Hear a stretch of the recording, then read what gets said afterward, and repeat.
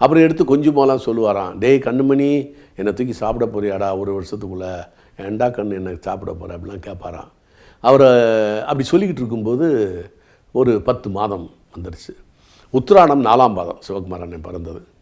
10ஆவது மாதம் வந்தோடனே அவங்க அப்பா இறந்துட்டார். 33வது வயது அவருக்கு. இறந்த உடனே அவரை கொண்டு போய் எல்லாத்தையும் இறுதிச் சடங்கெல்லாம் முடிச்சுட்டு வீட்டுக்கு வரும்போது அது வரைக்கும் தவழ்ந்து வந்துக்கிட்டு இருந்த பையன் திண்ணையில் செவத்தை பிடிச்சி எந்திரிச்சு அப்படியே நடந்து கூட்டத்தை பார்த்து உறவினர்கள் ஏதோ தெரிஞ்சவங்க வந்திருக்கிறாங்க, சிரிச்சிருக்கிறார். அதை பார்த்த உறவினர்கள், இங்கே பாரு அப்பனை தூக்கி சாப்பிட்டுட்டு சுடுகாட்டுக்கு அனுப்பிச்சிட்டு எரிச்சிட்டு பையன் எவ்வளவு என்னம்மா தெனாவட்டா சிரிக்கிறான் பாரு அப்படின்னு சொல்லி சிரித்திருக்கிறார்.